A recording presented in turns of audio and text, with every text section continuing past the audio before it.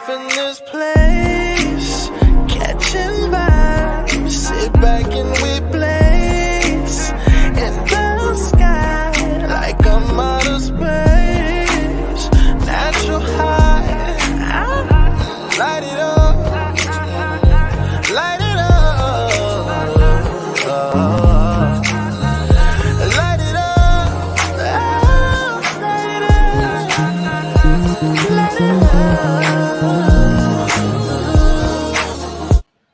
What's going on, Cigar World? What's going on, Cigar Enthusiasts? This is Jack, the Cigar Enthusiast, and I'm back with another banger. With that being said, welcome to the Virtual Smoke Deck. I'm your host, Jack, and today we got a special guest in store for you today. It's going to be epic. It's going to be crazy. If you're a fan of cigars, and not only cigars, but great cigars, then you're going to want to stick around for this because we got some great stuff here in store for you. Today, our guest of honor is Pete Johnson with Tatuaje Cigars. But before we get started there, if you're watching on YouTube, go ahead and hit that subscribe button, turn on the notification bell, and give us a huge thumbs up. And if you're watching on Facebook, don't be the only one to share this excellent experience with yourself. Go ahead and hit that share button, create a watch party, hit that like button, smash on that like button. Also drop some stuff, your questions, and anything else you got to say to me and Pete in that comment box and see it pull up on the screen. Man, today has been a great day. Sundays are always a great day for me because I get to sit down and mastermind with some of the top people I choose to be on the show. And there is nothing like being able to sit down and speak with somebody that's just doing great things in the damn industry. And doing great things in the industry, man. And it's always a pleasure. You know, a lot of people have busy schedules, and when they take their time out to not only talk to me, but talk to you guys, then I think we should also tune in. So like I said, comment in the comment box, and we're going to go ahead and get this thing rolling. Today, we got a brother coming to us from the rainy place of Miami, Florida, where it is currently storming, where it's been currently hit with a whole bunch of rain, but also blending some of the top cigars in the industry. If you haven't had a Tatuaje cigar, you are tripping and you are missing out on great cigars, man. Without further ado, introducing our guest for the hour, Pete Johnson. What's up, champ? Yo, man, what's happening, Jack? Man, nothing much. Thanks so much. You hear me okay? You see me okay? Everything's good, right? We are good. What about on my end? No, you're perfect. I got a new setup because I'm about to do some YouTube stuff for our YouTube channel, but I have no idea how this shit works. So I'm glad it's working. Yeah, man, I apologize. I'm not smoking. I'm going to chew while we talk, but I did pick up a glass of something. The reason being is I had a whole setup outside on my patio, and in came a hurricane. Like when I say a hurricane, it was nasty. So I'm stuck inside tonight. You know, you got the iguanas falling out the trees because they're getting hit by lightning and stuff like that. No iguanas today, man. Yeah, my dog though is chasing around a big lizard though right now. So nah. During this segment, you better go lock them up because we don't want to hear about on Cigar Aficionado, Pete's dog was eaten by the large iguana that it was facing. No, I think your dog will be all right. You got a Rottweiler, correct? Yeah, she's a big baby though. She's a big baby. So she's just gonna bark, not gonna really do nothing much. I have no idea, man. I really have no idea. She's very protective of her mom and dad, though. That's for sure. Yeah. And it's a female, so that's the way things work with female dogs. I mean, it gets to a point sometimes you can't even have the kids around because they get overprotective. Be careful, man. Be careful. You can't say that anymore. You know, that box, it doesn't fit in the box anymore. You know. Yeah. Anyway, like I said, man, we appreciate you stopping by and taking the time out your busy schedule to come holler at us and just. Come in. That was you. Sorry. But anyway, thanks so much for your time, man. A lot of people don't get to really see certain manufacturers, and being able to have the mastermind, the brain, the man, the myth, the legend from one of the most prolific brands out there, if you ask me. I think for one, you are onto something very great. Actually, been onto something very great. I haven't had a bad tatuaje yet. I have had some spicy ones, but I also have some great ones as well. And I would just imagine it's kind of just one of those things where the profile, the fit, everything. But anyway, without further ado, man, go ahead. And I like that question. I like that question though. Do I need to buy a lottery ticket to have you lit a cigar lit? Yeah, no, my wife would kill me if I lit my cigar. So move along. It's not going to happen. It's just not going to happen. Hey, look, she's going to come down there in the middle of the episode. What in the hell, Pete? What are you doing? Well, I'm clear across the other side of the patio with her, so she could see me light up, and the fumes would carry through the house very easily. So I'm playing it safe. When we moved in, I actually tried to convince her to allow me to build, because this is the bar. I wanted to build the bar into a smoking lounge. And she looked at me and gave me the dirtiest look. And I said, okay, that's not happening, is it? She goes, nope. Hey, it's one of those things where you just don't even try to fight it no more. You just like, all right. No. I got enough outdoor space. You throw the hook in the water and hoping to catch something. It just wasn't what you wanted to catch. You caught a no instead of a yes. Nah, yeah, but I'll be honest. I have enough outdoor space. It's just, unfortunately, it's all wet right now. Yeah. When I tell you, like the wind was blowing the rain sideways enough to go underneath the awning and soak the table that I had everything else set up on. So I'm glad I moved everything in earlier. Absolutely. Yeah. Well, for people that don't know you, which I think it's really hard to not know Pete, but for people that don't know, go ahead and introduce yourself to us, Pete, and tell us a little bit about you that we probably don't know. Well, I mean, most people know a little bit of the basic stuff, but so I think he's trying to be funny. He's trying to be funny because one episode I did a cigar and business talk, and I'm over here clicking. I'm clicking lighters. I went through maybe 3 lighters, and did not have one. But I can't use it today. So, but I was having the same problem. Yeah, just like it don't click. And this part, it was clicking all before, and then literally we get on the episode, and all of a sudden it ain't clicking no more. Yeah, my problem is I'm running out of gas on this one, so it's like acting funny. I got to turn it up, but I don't need it right now. I use it all this week on Zoom calls and meetings, and I realized, okay, I need gas in the damn thing. So, so this is my 28th year in the business.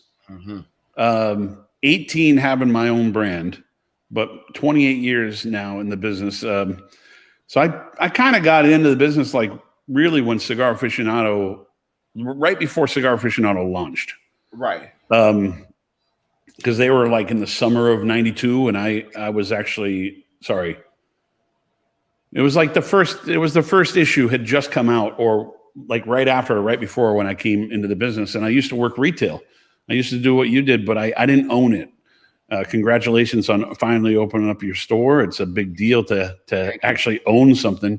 The first thing I ever owned actually was this company, was Tatuaje. Yeah, I know. Yeah. So but the gray hair doesn't give it away, dude. I turned 50 this year, Ron. Come on. No way. It's no way.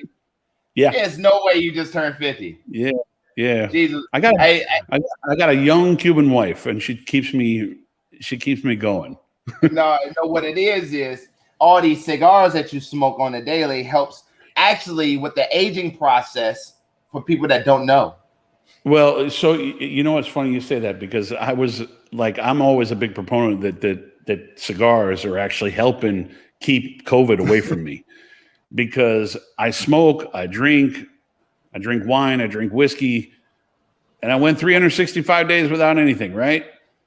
But now I don't know how you feel about your shot. I'm not going to get into the whole thing about getting shots or not getting shots, but I got my first shot, right? I got mine. And I was going to play a joke and start, how they have those stupid filters on Instagram and shit? Yeah. I was going to do a filter where my face was all powder puffed and everything and say, man, this first vaccine's making me younger. But I can't even play jokes anymore. Like I joke. I don't know if you saw my Facebook post the other day, but I posted like, I completely agree with mandatory vacations. And if people don't want to take them, they should be forced. And it says vacations, but everybody read it as mandatory vaccinations. So you can't even troll people without people getting upset. It's all about, as you stated, there's certain things you just cannot say that's in the box anymore. And that's all. But Pete, you say you started in. Hey, look, you see how we hurry up and change that subject? Yeah. So you say you started out 20 years ago, like 28. 28 years ago, which puts you at 22 roughly. Yep. Yeah. I was 22 in my 23rd year, but I was still 22 when I started. So what made it at so early on in your age where you said, you know what, I'm going to get into the cigar industry? Did you grow up in a cigar family or? No, man. Gringo. Full on gringo. Yeah. I was living in Los Angeles and I had very little money. I actually wanted, I started smoking cigars before I quit my band that I was in. Actually, I can't say I quit. Our band broke up. And I was smoking cigars in the last year that the band was playing. And I didn't really have a job. I had a very small part-time job, but I started going to cigar stores because I was smoking cigars and enjoying them. And I finally got to this itch of like, maybe I should go back to my home state of Maine and open up my own cigar store. Mm-hmm. My concept back then in 1991 was move back to my home state of Maine, open up a cigar store next to a coffee shop that I owned both of them and have an interchange, like a door in between, so you can go from one store to the other. It's a perfect concept, right? For back in 1991, 1992. I like it. And I walked into a cigar store and I said, hey, how much would it cost to open up a cigar store? And I believe the owner of the store thought I was trying to compete with them and like open up down the street from them or something. But I was looking to go clear across the country. Yeah. And they were all like, it's about $100,000. I go, shit, I don't have $100,000. I got like $100. Like 100,000 is not even an option. So I stayed in LA, and before I knew it, that store offered me a job. So I took a part-time job, working the humidor, mixing pipe tobacco, running the register. And within 6 months, I became full-time, and I was like buying their cigars for them because I just jumped into it, studied everything about it. Still an industry that literally just kind of grabbed me and locked tight. Yeah. Much like my wife. Locked on tight and never let go. Like I don't know what I would do without it. And honestly, I don't know where I would be without this industry in general. Even if I didn't have Tatuaje and the brands and everything, I don't know where I would be without at least working in the industry somewhere. Yeah. And I've done everything. Like I tried doing sales repping. I tried, working in the stores. Obviously I worked in retail for a long time before I started the brand. Obviously I'm in a different spot now. I'm actually a brand owner. I don't call myself a manufacturer. I call myself a brand owner. I'm a designer, who has ideas, and I work with what I think some of the best factories in the world to achieve those ideas on paper. So absolutely. Yeah. So, kind of just looking back at it, I always try to get the starting story because, and so many times people want to look at the Pete Johnson today and not understand that Pete Johnson had a lot of work that he had to do and to get to his brand to it, to where it's at. Right now we're in a phenomenon of everybody wants to start their own cigar brand, but not really understand like the time and efforts that go into one, getting there, and then two, establishing a brand that is, as reputable as Tatuaje and some of the other folks. So I guess my biggest question is, when working in the sales rep and working in the stores, and you realize that, hey, I want to be here. What was the click that said, I'm going to start Tatuaje? Yeah, honestly, I tried it in 1996. So I was already in 1996. I was 4 years in the industry. Went down to the Dominican Republic, spent time with the Fuentes, spent time with Guillermo Leon. I wanted to do a cigar back then, and got back from that trip kind of disappointed with the few manufacturers that I wanted to work with were too busy to make a cigar. And then the second disappointment was like, I realized that I didn't really know anything about that side of the business yet. Yeah. So I needed to take some time and kind of understand it. Fast forward to 2003, I was actually kind of on the cusp of trying to figure out something else to do because I was in a bad spot. Wasn't really a fan of where I was working at anymore. And I felt like I needed more. Like I wanted to move on and do my own thing. And at the time, the owner of that other company that I was working for wasn't really allowing me to grow. Mm-hmm. And then a buddy of mine called me and says, hey, you still want to make a cigar? I go, I kind of gave up on it, but if someone can make me a good one, I might consider it. Right. And he goes, well, we're going to send you some samples and let us know what you think. And I got the samples. I didn't like them. And he called me, says, don't worry, we're going to come and see you. And in walked my friend. His name was Ben Gehrman. He was an old sales rep for a big company that used to do Hoyt Monterey and Punch called Viazon back in the day. Yeah. And Ben walks in with this guy named Jose Garcia, and they call him Pepin. Mm-hmm. I met that guy. He rolled me a few cigars that I wasn't quite 100% a fan of, but then we had a brief conversation about what I was looking for, and what I was looking for was a Cuban cigar. Uh-huh. And he sat back down with the same tobacco and made me a completely different cigar. Mm-hmm. And as soon as I lit up that cigar, I was like, okay, I'm going to make a cigar with this guy. Like, this is the guy. This is the guy I've been looking for. This is the guy I've been waiting for. And no one knew who he was. He was fresh, from Cuba. So I looked at it as an opportunity to like have something special, for myself. And I've been loyal to this family for 18 years. I have not, done any serious big productions with any other factories because I like putting my eggs in that one basket because I believe the basket's great, right? Yeah. And then the bonus part is that I married Pepin's daughter. So there you go. Well, there you go, buddy. You can't go anywhere even if you wanted to, okay? I know. I'm stuck.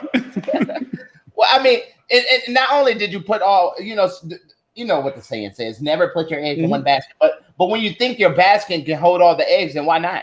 And I think exactly, I think that right? is so, yeah, absolutely. I think it's just so cliche that people say don't put all your eggs in one basket, which is saying in turn that when you put your eggs in all one basket, then 9 times out of 10, you are already thinking that you're gonna fail.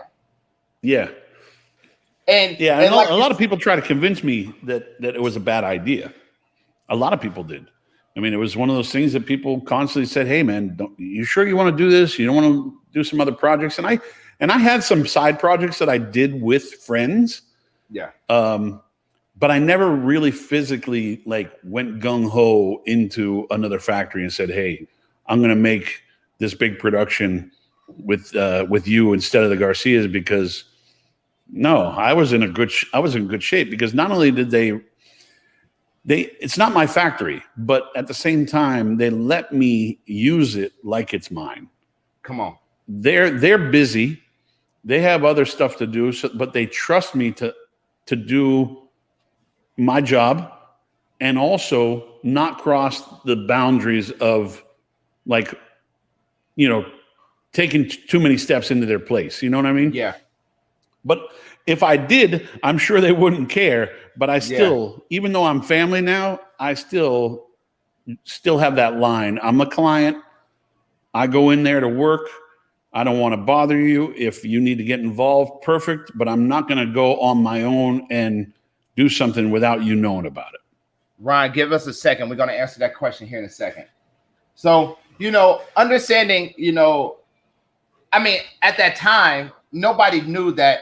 One, if you don't know, Don Pepin Garcia is my father's cigars, just in case nobody knew. Just throwing it out there. Anyway, at that time, like, my father really wasn't as big as my father is. They had the production, they had the tobacco, they had the, the curing bronze, all that stuff. But what was like that blend that you said he made that at first you didn't like, and then he changed it up and went for that? What was like that was like, this is it, this is finally it. And give me 1 second, Pete. Go. And the reason I say that is because so many times people are out here looking at blends and saying, well, you send me a sample, I'm gonna go with it. But I always say, when you put your wrapper on something, you need to 100% agree with what it is that you're putting your wrapper on. Now, what was the purpose of that? Well, when you put your name on something, you better be darn sure that it's 100%. Come on. And I'll kind of go backwards a little bit. When you put your name on something that you put your stamp of approval on, regardless of whether or not you own the factory or you just came up with the concept, and you're not 100% sure of it, don't make it. Plain and simple, don't make it. Move on and try to find a better version of it. Yeah. Because if you just settle on, that's okay, you failed. You immediately failed. Absolutely. Like you can't settle on okay. It has to be great to you, because at the end of the day, it's your vibe, your palate, your thing that's telling people, I made a good cigar. If you don't believe in it, then you just lost the battle. Absolutely. I believe we make good cigars, plain and simple. Damn right. And I attest to that. And every time I go to someone and say, I believe you like this, I believe in the cigar. If I made this cigar and said, it's okay, it's okay, but like maybe you'll like it better than I do. Like, what's the point? No. Well, you got to remember though. So go back in time into 2003. When I met Pepin, they didn't have a factory. They didn't have farms. They didn't have tobacco barns, nothing. They didn't have tobacco. They were using tobacco from another company. They moved into their factory like just after the first production. Okay. No, they moved into the first factory was El Rey de los Habanos here in Miami. Okay. And that was opened up in 2003, but a little later towards the summertime. We started production. We started production in April of 2003. And honestly, I had my first cigars like by the end of May. Like it was that quick. Which we could say the same right now, right? Yeah, they didn't have all that stuff. They had to buy tobacco. They had to buy, but they opened up their small place on Southwest 8th Street. In 2006, we had the opportunity to go to Nicaragua and expand, the Garcia's footprint. And they opened up a factory called Tacuba, which is Tabacalera Cubana, which is a small factory on the Pan American Highway. In 2009 officially, they moved into the new big factory. And that was all done by Jaime Garcia. That was his work, Pepin's son, my brother-in-law. That was his work, his vision to build this grandiose factory. And as soon as I saw that factory, I said, I'm jumping in. I'm going to move over to that factory. Yeah. They ended up keeping all the factories. So they have the El Rey de los Habanos here in Miami. They have the Tacuba or Tabacalera Cubana on the Pan American Highway, which is small. We make bundles and like small cigars out of there, like the cracker crumbs from Surrogates and the Atelier little guys. Yeah. We make those cigars out of the tattoos are made out of there. And then in the big factory, my father, that's where, all your premier stuff is made. Of course, with me here in Miami, the Miami factory makes the majority of my brown label Miamis. Mm-hmm. So when you see something stamped with Miami, it was born and bred here. It was not made in Nicaragua and then just placed in a box. Yeah. But so that took a long time for them. That was from 2003 all the way to 2009, where they built this big factory. In 2007, they bought their first farm. And here it is, 14 years later. But they went from, I don't know, producing about 25 to 40 acres of tobacco to now like over 1,500 acres of tobacco. So it's a lot of work. And honestly, I wouldn't want to have been the guy that did the work. Yeah. I got to ride on the train. You know what I mean? Yeah. I was happier riding on the train on the caboose while they ran the engine.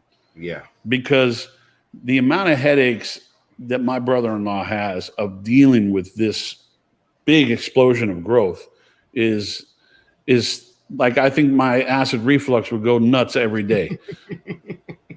I'll be honest, I don't think I could handle it. He handles it very well, but they had a mission. He had a mission to not play around and to build something great. And I'm telling you, when you go and see their facility, you'd be amazed by just the sheer scale of it and the professionalism, the cleanliness. And again, this was one of these families that had nothing. They had nothing in Cuba. Like, they were literally living in a small town with nothing. And when they started making a little bit of money here in the United States, they didn't go out and buy things. They actually reinvested it into their infrastructure. Yeah. And they've been able to build, this big company, which is great. Yeah. So it took a long time. And, that's the biggest thing. That final phrase, it takes a long time, and nothing is built overnight, and I think that's the biggest thing that I think is the biggest misconception, for that matter. Yeah. That we feel like we can get into this industry and just do stuff overnight. It took me a year to open my cigar lounge with people, but oh my God, it took you forever. Yeah, because when you look at the scale of my cigar lounge, I wanted to make sure it was right. You know what I mean? I wanted to make sure when I put my stamp on it, then that is Dapper. I understand why it's Dapper D's and stuff like that. And I think that goes a lot into and play with cigar brands. I review cigars. I don't know if you've seen any of them, but I review cigars and I tell the nitty gritty, and I also tell the great things that I like about them. And, one thing about the Tatuaje brand, it's one of those that no matter which one you pick up, it's honestly, no matter which one you pick up, whether it's the Black Label, whether it's the Miami Unico, whether it's the Reserves, whatever the case may be, no matter what one you pick up, you have a detailed smoke. So my question is, and then we're going to get to Ron's question because I think that's a great question. My question is, when it comes to the blending of the cigars, how often, or actually not how often, how many blends or samples did you go through to actually get to the fact of, let's just say, the Unico? Okay, so we'll go back in time where it was part of your last question, and you asked about that cigar that Pepin made me. Yeah. So the first question that was pitched to me, it was like, what do you like? And I go, something more medium to full. Yeah. And he had a vision in his head from talking with other people over the months of being in the United States that everybody was looking for like these powerhouse strong cigars. So he rolled me very simply some overly powerful, mildly boring cigars. Like they were just one note wonder type of things, right? Yeah. Within the conversation that we had after I tasted those other three, which I did not like, I gave him a Cuban cigar that I had. And I smoked one, he smoked one, and he looked at me, he says, "This is what you want?" I go, "This is exactly what I want." And with that same tobacco that he rolled the other three cigars that I didn't like, he took different leaves and used them differently and placed them in the cigar differently and created something completely different than the previous three cigars. And that was Miami Brown Label. I mean, that was, as soon as I tasted it, I go, that's the cigar. I will tell you though, when they finished up the night and they left me a bunch of samples behind of that same exact cigar, I was smoking them over about a week and two-week period. And I called them through translation. And I said, the flavor of the cigar has been like completely like cut. There was nothing to it. It was almost like it was missing a little bit of, bit of body. And I said, I need you to kick up the blend a little bit with a little bit more, oomph. Maybe go a higher Viso or something. But I said, just back then, it was very simple for me. I just need a little bit more body. Yeah. And they just changed the priming of the leaf. And the next cigar they gave me was the one that we went with. It was just, I could taste something different from the night I was smoking it to the week after that I was smoking. I'm going, okay, something's missing still. Let's figure it out. And what came about was finding that it needed a little bit more body to hold up to everything. Yeah. And that's what was launched in 2003. And I think that's the, oh, sorry, go ahead. No, it's okay. So the main point of that is that was the first Miami Brown label. Since then, what we know about cigars and what we know about our own cigars, especially, I can take that Miami Brown label and dissect it up and down. It's real easy for me to go, okay, my next cigar, I know exactly what to do because I need to take that simple, basic formula of the Miami Brown label, which is a classic Cuban blend of Seco Viso Ligero. And I'm going to take out the Ligero and replace it with another Viso, but instead of the Viso from the same farm as the Ligero, I'm going to switch farms. Yeah. And maybe use a different seed varietal. It's easy for me to go, like, play with the levels. Yeah. Talking about music, like it's easy to play with the different levels to find your perfect balance. And that's what I do with every cigar. Sometimes it takes me 2 or 3 tries. Sometimes it takes me 10. And if it usually takes me more than 10, I just don't make it. Hey, it's no more wasting time with it. Go move on to the next, right? So what on to the next. You can't hold yourself back. You got to move forward. Absolutely. And that's one of those things where, it gets to a point where you just, if it doesn't work, how many times do you have to go do it again before you just realize it's probably not going to work? Well, I'll tell you, Jack, to be perfectly honest, I don't think I've ever gotten to 10 times on anything. I would imagine not. Because honestly, if you can't figure it out in like 3 or 4, then you got issues. So normally I probably have never really gotten past 5. I might take 5 different blends to try to figure out which one I like the best. And then over a 6 month to a year period, I might taste that same blend over and over again to make sure that I'm still happy with it. Right. But right. If you're trying to search for something after 5 and you can't figure it out, you got more problems than you think. you need to figure out, different routes, different tobaccos, and all that other stuff. So a question from one of our viewers, Ron Harris. Shout out to Ron. He's a member here at Dapper D Cigars out of Jacksonville, Florida, man. Appreciate you so much, brother, for tuning in. Ron. What would you change or do over if you could? It's fairly simple. Well, I mean, honestly, I was still a kid when I started the company. I was 32 years old. I still had a lot of growing up to do. Yeah. And I think I really didn't hit my stride until I was in my 40s. So I think I don't know. Like the first few years, you don't pay yourself when you have a cigar company. The reality is you need to keep on reinvesting to build inventory. Eventually you start getting a paycheck. I never was stupid with my money, which I'm happy about. But I just think I would have been a little bit more mature just in general. I think I have a lot of regrets in that aspect of like, I might have not always have been the most mature person out there. I'm still a kid. And when it comes to this industry, I'm very overly protective of this industry. Yeah. And I'll call people on bullshit if they try to sling bullshit to the consumer. Yeah. So I've always been all about that. But I would say I did some stupid shit when I was younger that I was like, man, that was probably not a good idea to do in public type of thing. So I would say just go back in time and be a little bit more, behaved. Yeah. And, I think that's the biggest thing is when you're dealing in this industry, you're dealing with a lot of different people, as well as a lot of different temperaments and a lot of different, expertise levels.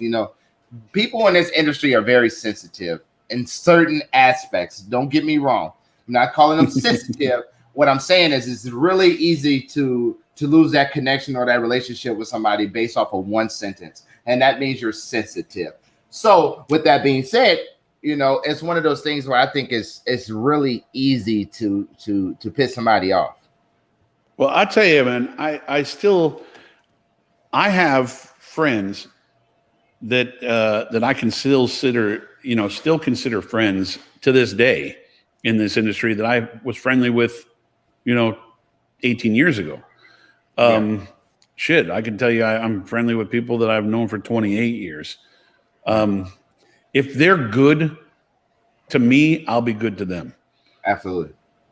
I try not to do something to hurt them. Like the biggest thing for us as a brand owner, and you could understand this as a store owner, you never want to disappoint someone.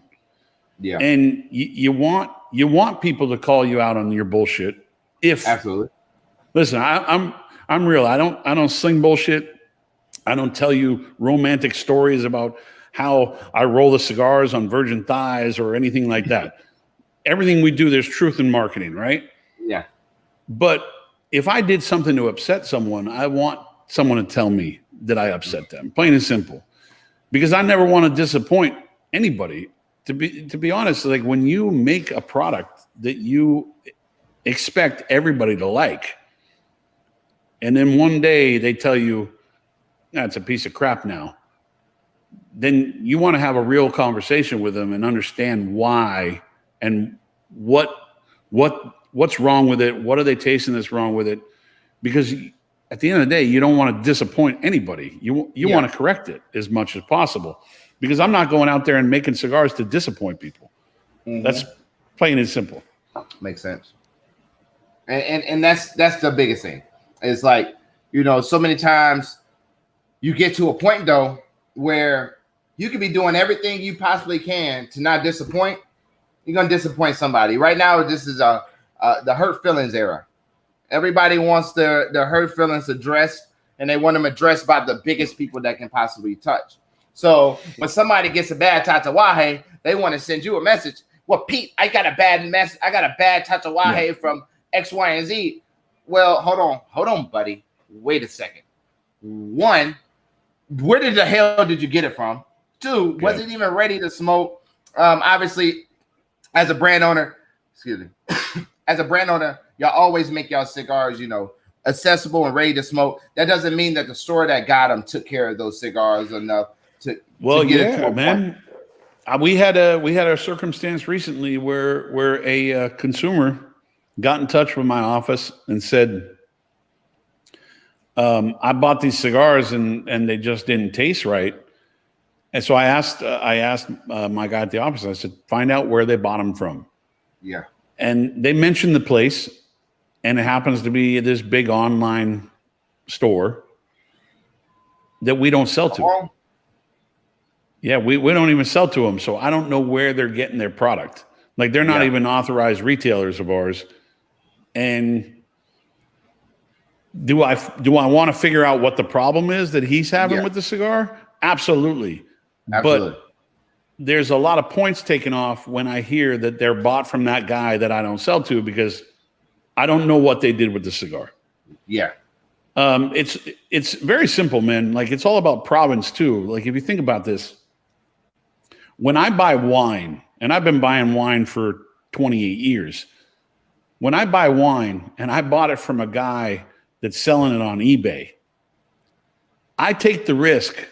I take the risk that I might get a wine that has traveled in someone's trunk for 5 years, and they saw it and they said, oh, wow, we can make a lot of money off this bottle and sell it on eBay. I take that risk. Yeah. That's why you have to know where you're buying from and where the product's been stored. Like, I'm not going out and buying cigars from someone's trunk. I'm going to buy cigars from a humidor. And I'll tell you, I prefer humidors that are enclosed. I don't like big walk-in humidors. And I'll tell you, I'll go even further. I don't like smoking in a humidor. And that's just my opinion. Yeah. I think cigars are sacred and they need to be in their own little environment, and they should only be touched when they're ready to be touched. And there shouldn't be any outside elements trying to mess with them. Yeah. Because they're napping, waiting for someone to smoke them. Yeah. And know, that's my soapbox. No, and it's rightfully so. One of my biggest rules here is no outside cigars. And it's obvious reasons, just support the humidor. One, and then two, absolutely. It's really one of those things where I take pride and joy in how I store my cigars, as well as when you go into my humidor. So many times the consumers is like, well, I bought it at the store, but I gotta let it sit for a little while. Well, the reason why is because you don't trust that store to take care of the humidification process. So we even had customers like, hey, this is kind of hard. Well, I got this thing called what's it called? Jesus, what's that thing? I'm drawing up a blank. The thing you stick in. I can't think of the name of it. I have one here. Someone sent me one. Yeah. Literally, I take one of those out the pack and I say, which one is it? And whatever it is, I stick it right in. I'm not even trying to pick another cigar out the box. Whatever one you said is hard, I'm sticking it right in. And we're gonna read the humidity on this cigar together, because I want to know, one, if my humidification is not doing what it needs to do, then that's a big problem. And then two, I want you to know that here, when you come into Dapper D's Cigars, whatever cigar you get, right then on the spot is accessible and ready for you to smoke. And I think many times you take pride in what you do. Absolutely. To the T. And I think so many times we find ourselves chasing the deal, chasing the cheapest. And when we chase the cheapest, it's something got to go. When you're getting so many different things at the cheapest, right? If I go to the car dealership and I'm looking for the cheapest car, something's gonna be wrong. Something's gonna be wrong. It's funny you said that.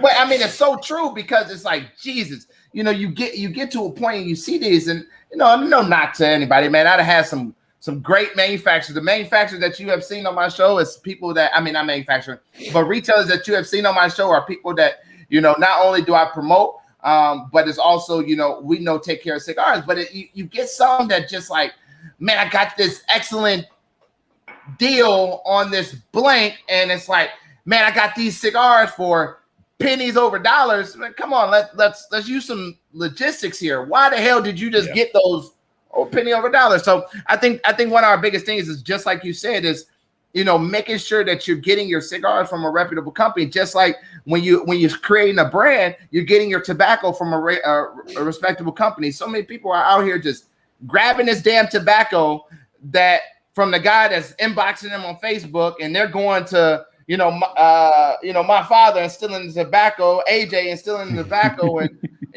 freaking Aganorsa and stealing the tobacco, and then rolling it up in their garage. And then you're talking about, I got a brand. Yeah.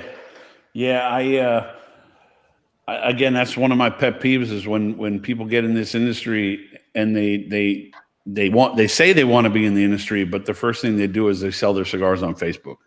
Yeah. Like, if you're going to be a brand owner, approach retail stores, do it the right way, follow the right path. Don't try to cheat the system. If you want to have your own brand and you have your own store, perfect. Then you can promote your brand on your Facebook page or whatever. But if you have a brand that you're trying to sell across the country or across the world, the cheapest thing you could do for yourself is to try to sell it off of Facebook. I will say though, I had this conversation the other day. Some of the best rappers that I ever met in Los Angeles, rappers, like rap artists. Yeah. Some of the best rap artists I ever met were selling their CD out of their trunk. And I bought it because I had a lot of respect for the hustle.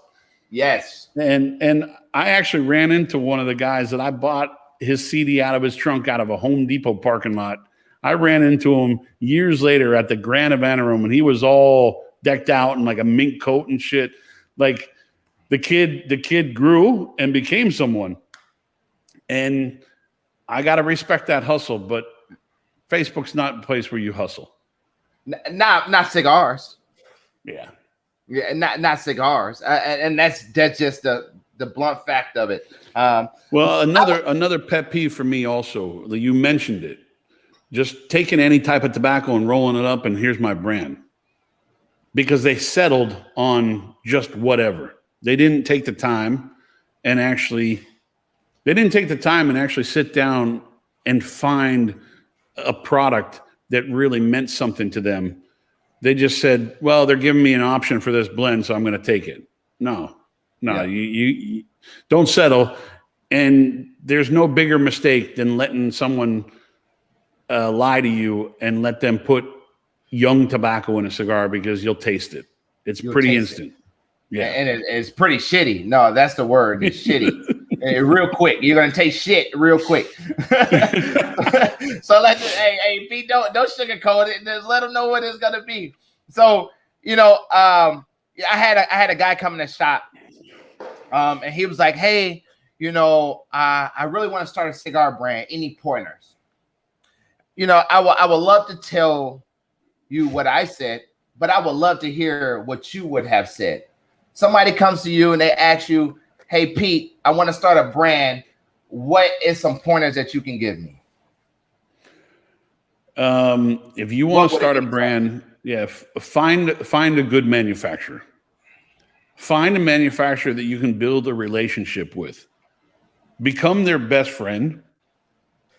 Get them to trust you, because at the end of the day, the manufacturer has to trust you as much as you trust them. Yeah. You have to be tight. Yeah. Don't settle when you finally get that relationship. Don't settle on the product. Don't settle on the blend that you're putting together. Don't think that I can put anything in a cigar and roll it up, put my band on it and sell it. Don't settle. Make the best cigar that you believe in. And last but not least, don't push it on people. Yeah. If you know that your cigar is great for you, eventually people will find it. Don't try to push it on people. The best thing I ever did was not do the hard sell. I never did the hard sell. I believed in the product, plain and simple. And eventually people found out about it. Yeah. And eventually people started buying it. But I didn't go out there and do the hard sell. It kind of goes back to what I was saying about the guy in the Home Depot parking lot with the hustle. I had done the hustle when I was in a band. It didn't work for me. Yeah. I was making the cigar for me to be happy about. Mm-hmm. I was hoping people would take it. I had a lot of friends in the industry that were willing to buy into it early on. I left my first trade show with 5 accounts. Not a lot. My first trade show, I had 5 accounts. And I was happy with those 5 accounts. Absolutely. And the next trade show, I got to 25. Yeah. And the next trade show, I got to 50. And the next trade show, that was my breakout year when everybody started going okay, what's the deal with this brand? And I ended up with 350 retailers. That was a little scary. Because we went through growing pains. And at that time in 2006, the Garcias still didn't have a big factory. They still didn't have big farms. They still didn't have the infrastructure that they have today. So we had to go through those growing pains, and product took a long time to get into stock. Yeah. But I mean, we made it through. I mean, I still smoke some of those cigars back from those days, and to me, they're perfectly fine. But I will tell you, we had draw problems on a lot of them. And not a lot of them. I would say a small a small percentage, maybe 5%, but 5% is way too much. Yeah, you can't even be even a fraction of a percent. Yeah. But as far as the flavor and the aroma went, everything was perfect. But every once in a while, we get a cigar. I'm like, can't be like this. Yeah. So you push harder and harder.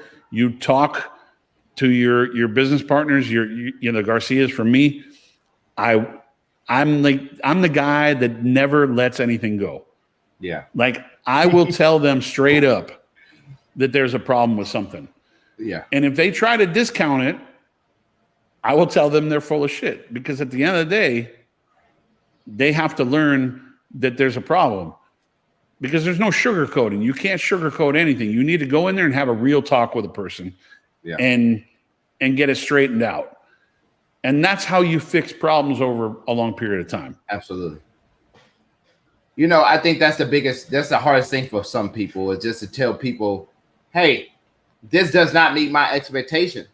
You know, this doesn't fit for me. And I think so many times, you know, people get so happy to just be at the table and not understand that your position at the table is very valuable if you made it there. Yeah. So if you made it to the table, then therefore you need to sit here and speak your mind, you know, and I think that's the biggest thing that I think a lot of people lack in today's society. And I'm hey, Pete, I'm going to make you feel young right now, okay? When you decided that you were going to go into the retail cigar industry after the band, I was just coming out the womb. I just want to let you know that. You made me feel old, because let's see. I was born in 91. All right. Yeah. Well, I'm okay with that, man. You're like, I said I'm gonna make you feel young. Don't feel old. You look good. All right.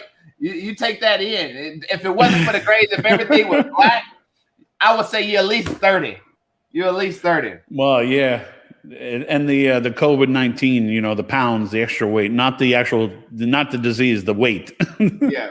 Come on, the weight. So, you know, I think that's like the biggest thing too, is just like we sit here and as we manifest these things, it's like nobody in somewhere is not telling somebody something. All right. And I think hearing it from you is really one of those hit the nail on the head. Yeah. Nail on the head. I was about to say to hit the hammer with the nail.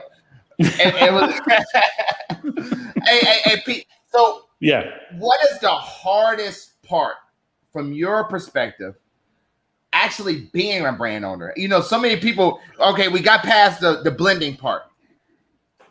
I tell people all the time, man, you know, you want to do this, it's going to at least take you 10 years, at least. And it's going to take you a lot of money to do it.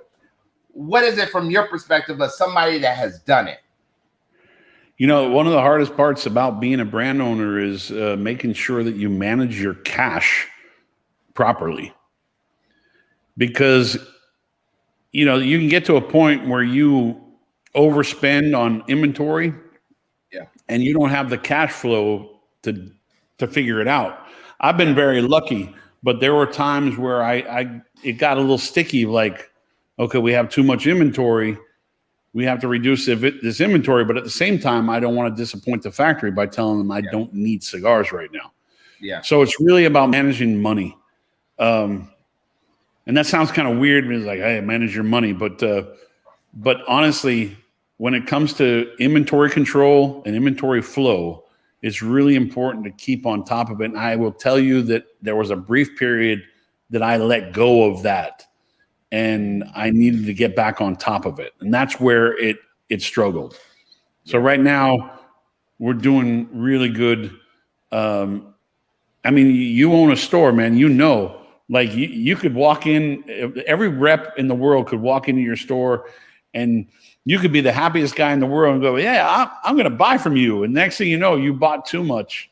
Yeah. Eventually you gotta figure out where the line is of like, okay, how much can I afford? Where do I want to spend my money? What do I believe in, first of all? That's really important for a store owner. When you could like every cigar that walks through the store, but at the end of the day, the only cigars that you're going to sell are the ones you want to sell. Yeah, come on. Because I might have one of the hottest brands in the world, but it doesn't sell everywhere because the owner of the store wants to sell something else. That right there. You can't. That's the one thing retailers have to understand. You can't think that every cigar is just going to walk off your shelf for you. No. You got to do the work too. Yeah. So it's one of those things where you got to pay attention to the flow of your business, your flow of your inventory, and pay attention to the product that's working. Yeah. Like we were stockpiling a lot of product that wasn't working because we had this thing where like, we love the brand, we're going to keep it. Yeah. Yeah. And eventually we're like, okay, we gotta stop stocking it because no one's buying it. Yeah.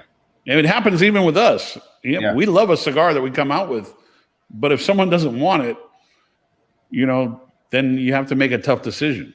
And that was one of the hardest decisions I ever made, was the first time I ever had to let go of a brand or a line or a size. That's tough. That hurts. Yeah. It was like, am I the only guy in the world that likes this? Yeah. And it makes sense. And hitting on that point, it also goes into the resale side too, or the retailer side. Because I mean, like you said, that is our biggest problem is, everybody wants their cigar in a humidor. Yeah. But consumers are coming in and say, hey, I smoked this fantastic cigar and I love it. And can you get it in? And my first question every time they ask me that is, are you willing to buy the box? Because if you're not willing to buy the box and you're just willing to buy some singles, then you don't love it. You just like it. Yeah. You like it enough to want it at your leisure. You want it on the shelf so you can come in and grab 2 or 3 cigars out of it. But you don't love it enough to go ahead and spend the $200-$300 it takes to buy that box. And I think that's like the biggest thing where I'm lucky is I had the experience. I understand that. And you're speaking to the choir right now because I lived through that. Man, I had a lot of old dudes. I had a lot of old dudes in Beverly Hills that would walk in to the Grand Havana store because we had a store downstairs from the club, and they would straight up go, "Do you have Monte Cristo?"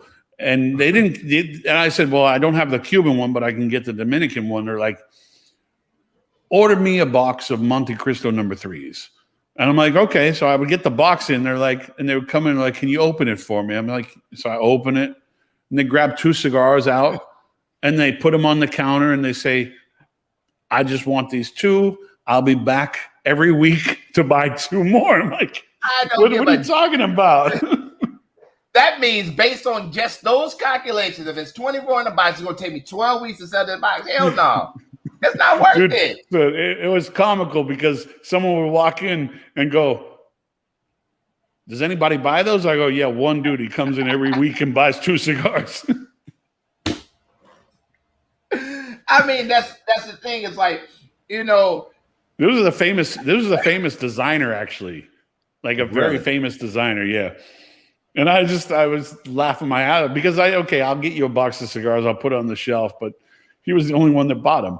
So I knew that I didn't have to reorder that cigar for like 12 weeks. But, that's the part that really sucks is because, so many brands, like I told somebody in the humidor not too long ago, a lot of people are asking about, certain cigars. And I said, look, I'm going to be honest with you. Like, yeah, you like that, but certain cigars are regional cigars. Like you have some cigars that sell, throughout every single region. And then you have some that is just booming on one region, terrible on another. And when you have that, right now you're just carrying inventory. And as you know, as far as managing your money wise, you have to sit up here and not only manage the brands that you have, but you need to bring in the brands that people want. But that doesn't mean that I'm bringing in every single cigar that you prefer, because I think, you know what? He's going to go and buy 2. You know what I mean? And you know how it is.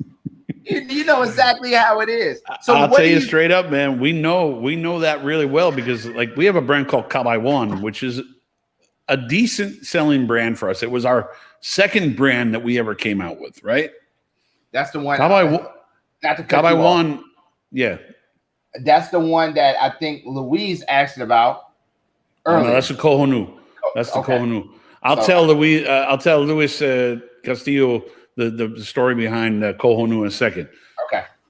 as soon as I finish this Kawai one, Kawai one was the second brand we ever came out with. It does really well in Washington, D.C. and Virginia. Really well. It does okay in other parts of the country, but really well in D.C. and Virginia.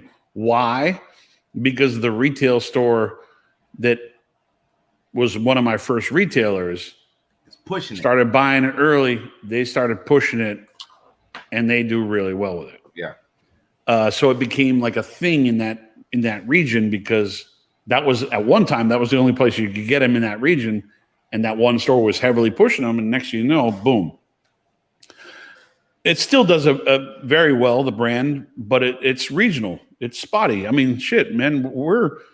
We have a store that's literally around the block from the factory. Around the block from the factory here in Miami that makes the Kohonu and stuff like that. And they barely buy the Miami-made product. I'm like, why?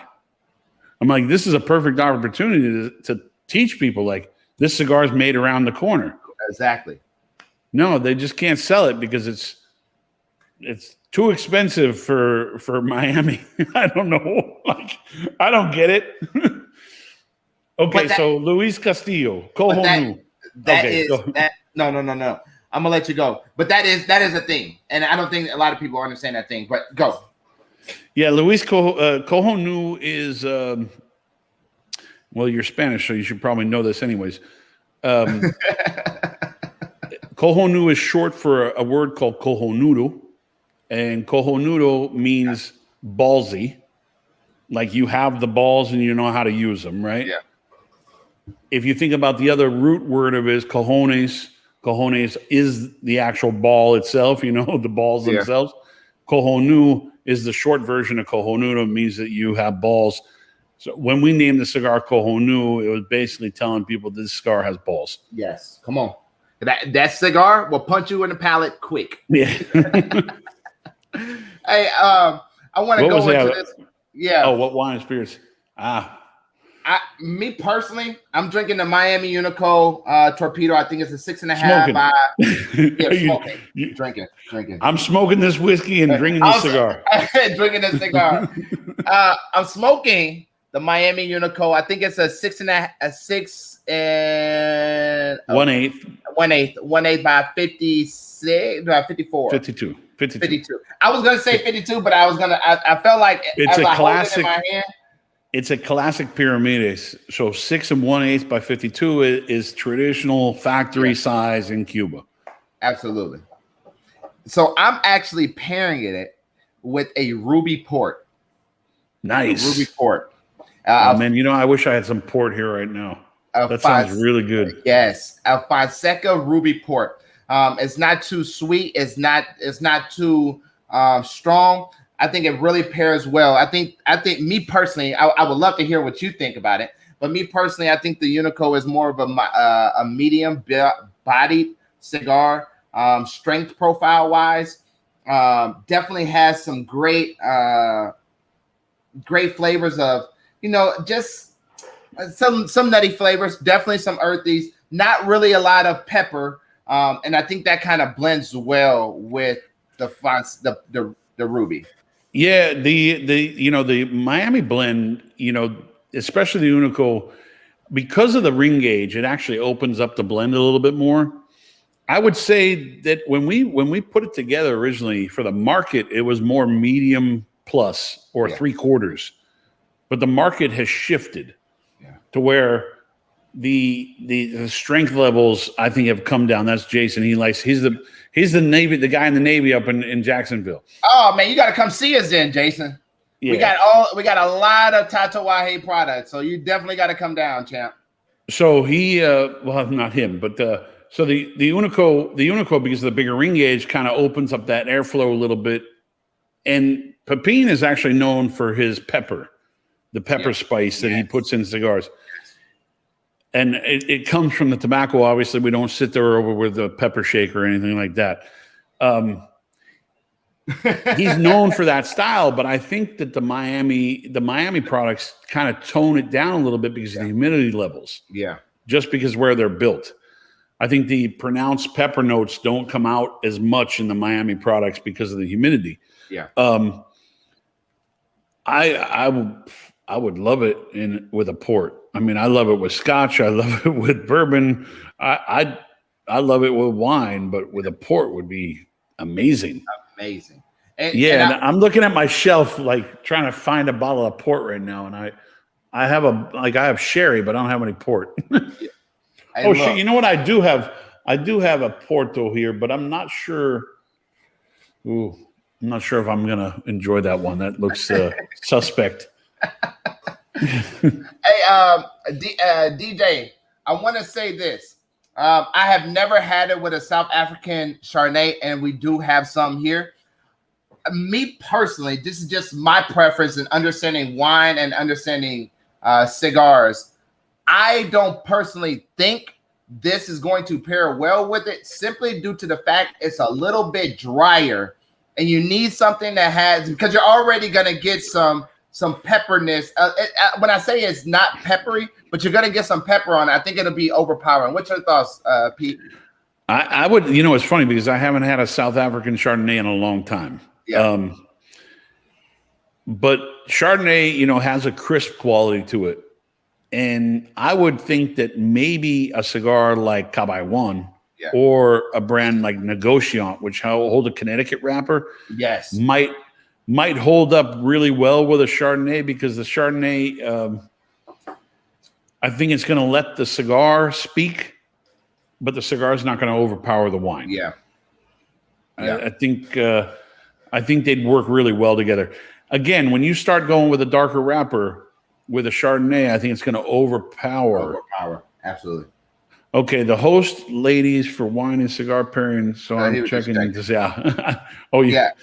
Hey, listen, DJ, I will say this, and make a mental note, because this is for me has always been the truth in this industry. There is no gender to cigars. No, at all. I know women that can smoke most guys under the table. I know women that can smoke and drink most guys under the table. So don't ever pitch a cigar to a woman because you think it's a woman style cigar. Come on. Pete preaching tonight. He is preaching tonight. Somebody go ahead and get the offer in. Because, I think, it's funny because Cuba made the biggest mistake ever years ago.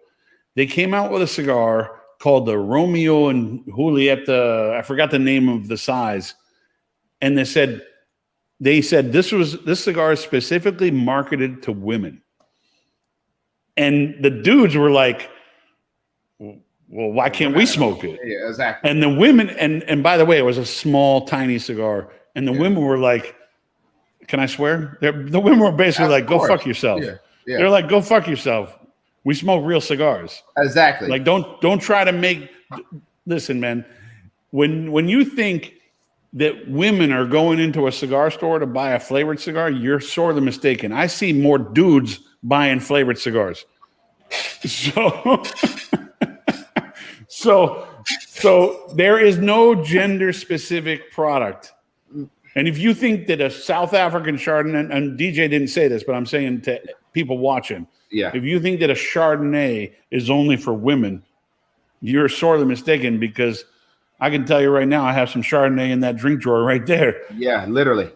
Like, wine is for everybody, whiskey's for everybody, spirits are for everybody. I don't care if it's bubblegum flavored vodka.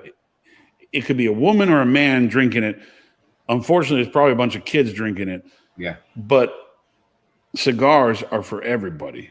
And I think that right there, that statement right there is big, because I see so many times, people come in, my wife smokes flavored cigars, and I tell her when we're talking and she's in my face, I'll be like, blow that shit the other way, because I don't want to smell it.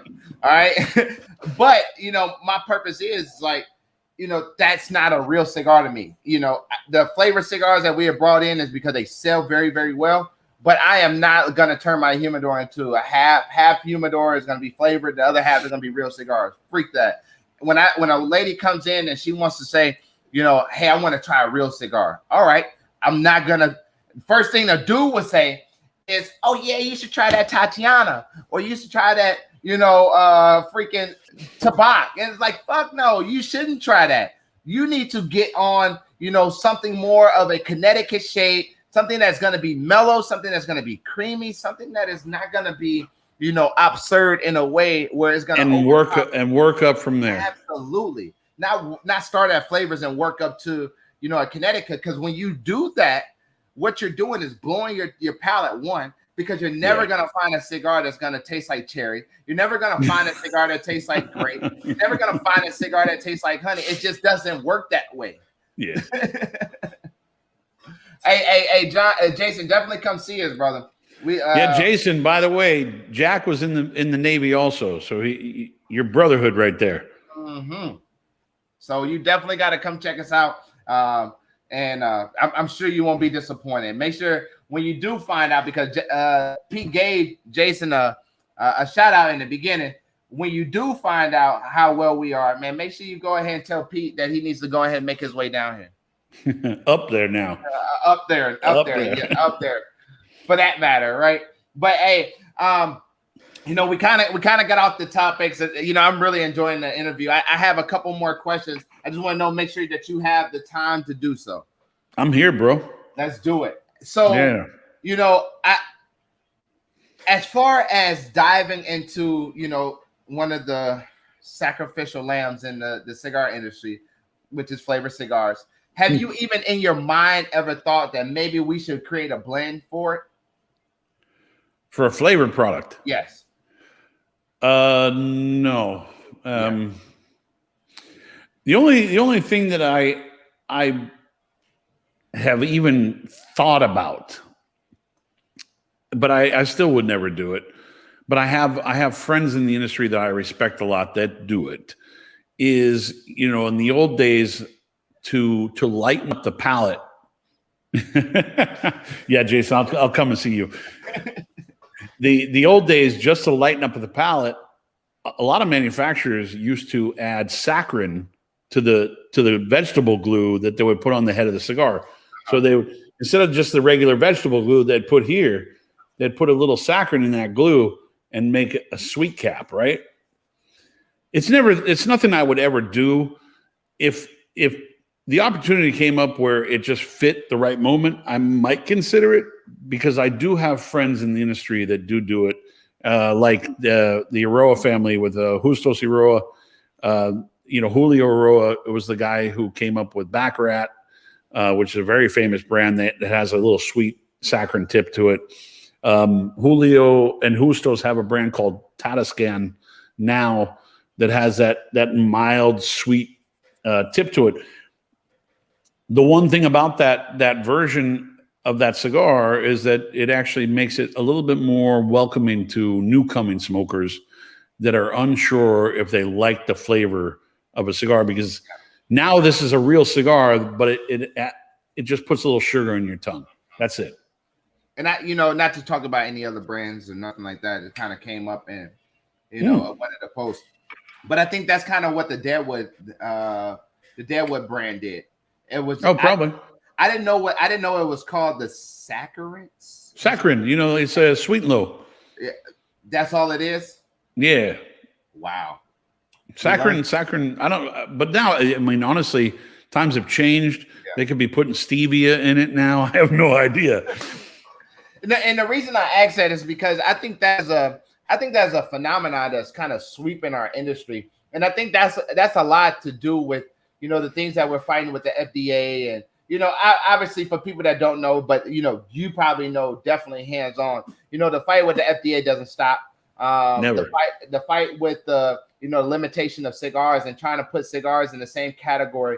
I'm here to tell you guys, everybody that's watching, everybody that's gonna watch, that is a real problem that we need to be looking at. And you really need to be following your local politicians, and not only that, but making sure that we're in a grace period where we don't lose our hobby to the abuse of vape and stuff like that. But anyway, Jack, real quick, if I don't know if you've seen it, but but I produced a documentary called Hand Rolled, which is a film about cigars. I'm about to pull it up right here. There you go. So yeah, I would say anybody who's looking to learn a little bit more about the industry and learn a little bit about the struggles that we're having with the FDA, watch the movie Hand Rolled. It will teach you a lot. And there's a lot of great stories about a lot of great people. Yeah. And I think that's the biggest thing is like we really have to be cognizant that like as if people keep getting to the point where they just keep producing this flavor bullshit, then we're gonna run into a problem here in the very, very near future where we have the what Canada did. Now Canada, you can't even put plain packaging. Plain packaging. What 18-year-old is going into a cigar line? It's like, yeah, I want to try a cigar today. I skipped school to do this. Exactly. Exactly. I mean, it doesn't happen. It's an uphill battle no matter what. I mean, we're going to be under the gun and under fire from the federal government on every level. Right now, we have a big problem, and I know Jeff Borshowitz mentioned it to you the other day with the MAMA Act. I call it MoMA. Some people call it MAMA. 2 M's in the middle. Dick Durbin, the dreaded Dick Durbin, Richard Durbin, has been trying to push this new cigar tax. I think Jeff might have gotten it wrong, though. I think the tax is actually higher than what Jeff was talking about. Because if you look at it, we pay a 40 cents import tax right now, a little over 40 cents.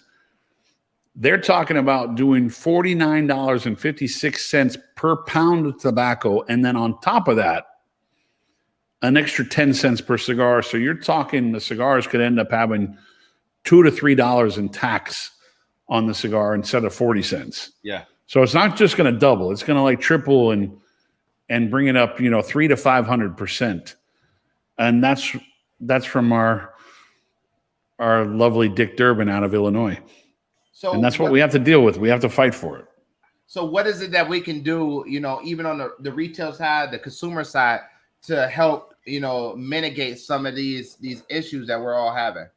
Well, I mean, okay, so there are some things on the CRA website that you can look for where you can actually sign a petition to send to your local politician, because based on your area code, your zip code, it will actually send the right politician the right information.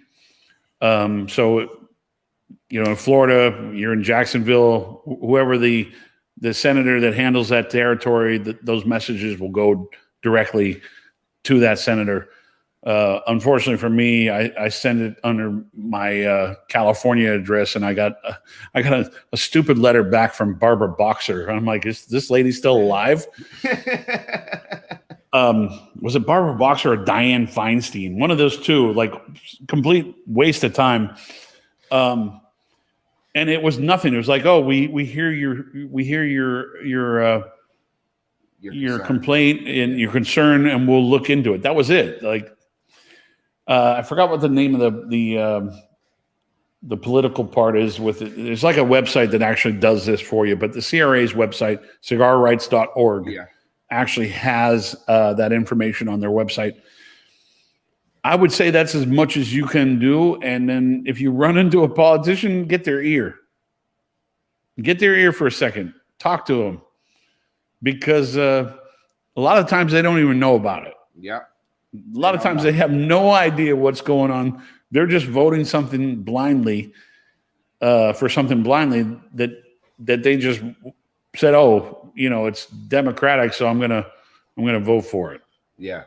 When they don't realize, and I know Jeff mentioned it the other day when you had him on that, we have some guys like Manchin that's a big, supporter of the cigar industry. So it's not just, Democrats and Republicans. Yeah. It's both sides of the party lines that actually feel for business, and they understand. It's common sense, really. The reality is that this new tax from the MAMA Act will be overly burdensome, and it should not happen. Nope. Plain and simple. Yeah. I 100% agree. Jason, we will be here tomorrow. I will be here tomorrow. And then Chris had a question for you. Are you going to continue the actor series for the Karloff? The Karloff hits every damn time on the money. Yeah, Chris, possibly, but not this year. I actually did a small run of Karloffs that are, some of them are heading to Europe, but I'm going to keep some back for the United States too. So, well, we want them. Yeah. Get them. You'll be able to find them at dapperdcigars.com. There you go. Whenever he comes out with them, that's when you'll be able to find them. But hey, Pete, it's been a pleasure. I do these interviews, every week with different people, brand owners and business owners and stuff like that. And it's always good to have a seasoned veteran in here, especially in the cigar industry. That is that makes me feel old, bro. That makes me feel seasoned veteran. Like, you have to be a seasoned veteran in the cigar industry. You know that. So I'm seasoned veteran, extra crispy. Yeah, you're the Popeyes chicken sandwich, huh? Oh yeah, I love me some Popeyes. Hey, come on. It's crispy and it's juicy. All right, it's really well. Hey, look, that's why I said the Popeye chicken sandwich. You part of the new school. But in this industry, is everybody prides themselves on the years they've been in it. This is one of those that you can't say I've been in the industry for 3 years or 4 years or 5 years or 10 years. It's just like you still got growing to do. So yeah, I think that's one of those things where it's a good thing this time. It's a good thing for sure. Yeah. Well, go ahead. Sorry. No. 28 years in the industry. It's a lot of work. 18 years of having my own brand, but it took me 10 years to get to my own brand. I just didn't walk in overnight and say, I'm going to do it. Yeah. It's not going to happen that way. And my word of advice to anybody that wants to come in, aside from what I said earlier, believe in your product, the whole thing. Don't come into the industry and try to tell people that you're a master. Yeah. When you just came in. Because I will tell you, I'm 28 years in the industry and I'm still very much an apprentice.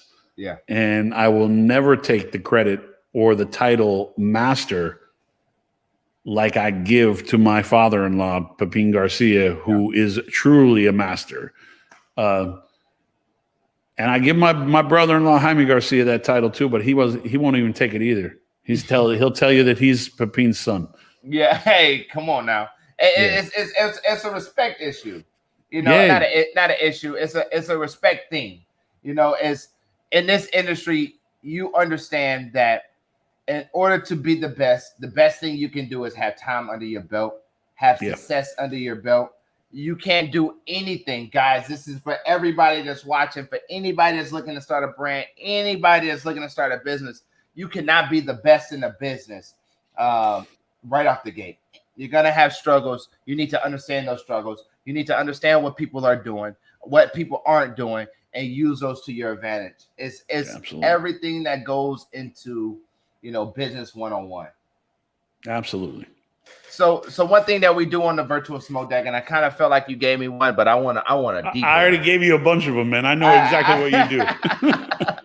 Drop some knowledge. Some knowledge. We need you to go ahead and drop a gem on these folks. And for all the people that's about to watch this, for the people that's watching this, we need a gem from Pete Johnson himself on anything that you choose. I gave my best one there already. Like I'll repeat it. I know Jason's the best. I'll repeat it though, man. Truth in marketing. Be honest in what you're doing and you'll succeed. You'll move forward. If you're going to come into this business, be honest to the consumers that are buying your product. If you're a retailer, same thing. When a person walks into your store, don't try to sling the bullshit to them. Yeah. Tell them how it is. They'll respect you more and you'll be around for a longer period of time. Plain and simple. I missed one thing. I wanted to hit on this. Please forgive me because I did not do my research to make sure this was a factual thing. So obviously the La Mission just hit number 4 on Cigar Aficionado. Was that your highest ranked cigar that you have? Well, actually, I feel like you hit a 3 or a 2. It got 96 at the end of the year, I think, right? Yeah. No, I had number 4 actually my second year. So the Tatuaje Taino, which is made in here in Miami, a double Corona, or what they call a Prominente in the factory, but a 7 5/8 by 49. That was the first cigar that I got the big rating with. Yeah. Tatuaje in general, whether it's Tatuaje or Atelier, which is all one company now. There's no 2 separate companies. Yeah. It's all one company. Out of the, I'm trying to remember the quantity, out of the 17 years that Cigar Aficionado has had a top 25, we have been on it 16 years. Yeah. So the first year we got number 25, which was like my entry point, right? Yeah. And then the second year we got number 4 for the Tatuaje Taino made here in Miami. Yeah. And I've never been able to get past 4. Yeah. I mean, I'll be honest. We thought we were getting number 1 this year. This was our year. Pete, don't get me going. I have to be politically correct here, okay? You cannot get me off subject, all right? You cannot get me off task. But I do want to say that all cigars that make top 25 are great cigars, but some just some just don't need to be in whatever. Anyway, you know what, man? I feel like we're in good company no matter what, because when you hit a top 4 and you end up with Fuente and Padron, and Ernesto Carrillo, I mean, these are my people. I mean, these are the people that I look up to in the industry, and to be on that short list, I think we're in good company. Did we get number 1? No, but people are buying the product, which is great. So absolutely, that's all that matters, right? But at the end of the day, I mean, we smoke them regardless. But the bonus is when people buy them. Yeah, come on. People saying buy more space, buy more advertising. Well, man, Jax, think about this. You have a cigar store because you love cigars. Yeah. The bonus is when people walk in and buy cigars off the shelf, because otherwise you're going to smoke all of them. Literally. And your wife is not going to be happy. She's going to be like, what the hell? Oh, my God. She watching right now, man. Shout out to my beautiful wife. Shout out to Pete Johnson's beautiful wife. No disrespect intended. They deal with us, and when they can deal with us, I think they ought to get the praise for dealing with us. I'm not sure. My wife dealing with me a lot. Just all right now. Don't get yourself in trouble. We got to go off sometime. She's good. Most definitely, man. Well, hey, look, I really enjoyed this. This segment, man. Last week we took Easter off, and sometimes you get weird ones with brand owners. Sometimes you get good ones with brand owners, and I want to say this is a fantastic one. I appreciate you so much, man. We got Chicago in the house. My beautiful wife, my beautiful queen, has popped in and said she agreed for dealing with us. So, man, we appreciate you so much, Pete. And as always, man, I wish you much success. If you're looking for Tatuaje, Pete, we did the whole check the tickler, and we have not ran it one time. That's how good it's been. Shit, man. But if you're looking for Tatuaje, and if you want to, so Tatuaje Cigars is at Tatuaje Cigars, or also if you want to get in touch with me directly, Tatuaje Inc. Tatuaje Inc. Yeah. So either one works. I manage Tatuaje Inc. myself. Tatuaje Cigars is done by one of the guys at the office, and he hasn't really been doing it lately. So, hey, we gotta have that meeting on Monday and let them know we gotta jump on that. Yeah, absolutely. Hey, Pete, man, we appreciate you so much, man. If you would love to stick by, I would love to have an offline conversation with you real quick. But again, we appreciate you so much, and we appreciate. Yeah, Jack. before the group goes back, though, before you kick everybody off, I just want to say this in public. What you're doing, first of all, I love the name, Virtual Smoke Deck. For something about it, I love it. It flows for me. What you're doing, new in the business, you came in with fire, and I love it. I'm glad that you're going to continue doing this because we need more people like you. Absolutely. We need more people out there that are enthusiastic about this industry and want to push forward. I think you have a good future. Man, thank you so much. And that honestly means a lot. You know, just coming from somebody of your caliber, man, I really do appreciate it. You know, I'm a very humble person. So what I'm going to do is continue to do what we're supposed to do and continue to make this industry as great as we possibly can, one step at a time. Perfect. Pete, thank you so much, man. Thank you. Tight, man. I see you soon. Thanks for joining us on the Virtual Smoke Deck, and I'm going. Anyway, I appreciate y'all so much for tuning in. As always, man, I have a complete passion, and it's 100% a great feeling to know that, you know, somebody like Pete Johnson and, you know, all the other major faces that we have had on the show is, you know, seeing that and receptive to that. And I mean, I appreciate them so much, but more importantly, I appreciate you guys, all your feedback, all your comments, all your weekly, you know, following of us, man. We cannot do it without you. With that being said, man, if you're on Facebook or if you're on YouTube and you're watching from YouTube, man, go to Facebook under the Virtual Smoke Deck Live, and make sure y'all like us and follow us. And we do this every Sunday. So if you're new to the show, make sure you go ahead and hit that follow button, hit that like button. If you're watching from YouTube, go ahead and hit that subscribe button, turn the notification bell, give us a huge thumbs up. Yeah, I am on cloud nine right now. Like, honestly, most of the time I come off and I come off my interview and I'd be like, man, see, this is the thing, man. You know, I don't got that today. I'm excited. I am happy. I want y'all to continue to do great things. If y'all haven't been to Dapper D's Cigars here in Jacksonville, Florida, make sure you come by. If you don't live in the area, make sure when you're driving through either to Miami or Jacksonville, Orlando, wherever you're going, and you're driving through, make sure y'all stop at the best cigar lounge here in Jacksonville, Dapper D's Cigars. I'm about to say my website, Dapper D's Cigars, 725 Scar Marsh Drive, Suite 3, Jacksonville, Florida, 32218.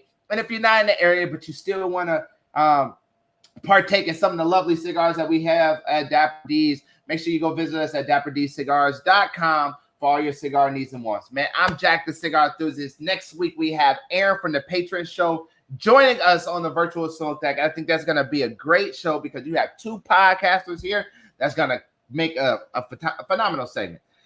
With that being said, man, I have one more comment in the queue. Lewis, thank you so much, man. Pete is great.